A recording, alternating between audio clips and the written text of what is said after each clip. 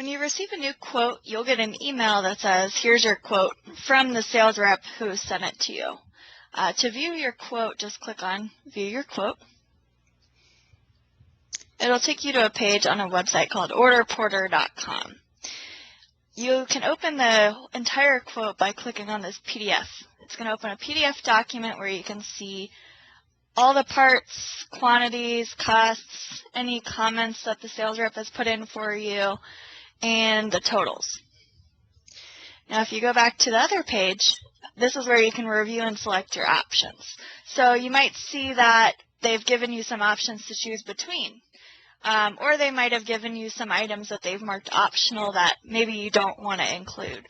So down here is where you can select between options. If they've given you options, you'll see radio boxes here.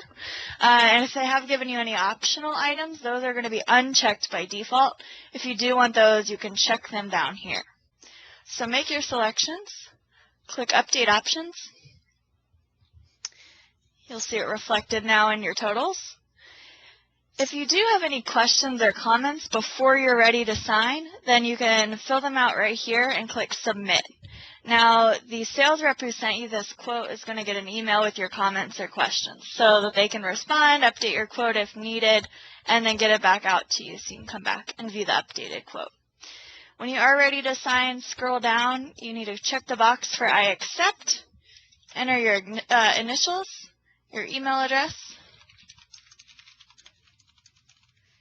and there's a field here for purchase order number. This is not a required field. This is only if you want to use your own purchase order number for when it comes across to you for your bookkeeping. So you can just leave this blank otherwise and then click Accept Order. And you'll see a little notice that this quote has been approved. So nothing's going to happen with this until you sign down there and you see this quote has been approved. So after you do this, the sales rep that sent you this quote is going to receive an email that you approved your quote. Then they just are going to kick it over for the products to be purchased, and if there's a project that needs to happen, that's going to get created with a kickoff meeting scheduled. If you ordered hardware, that's going to be invoiced immediately.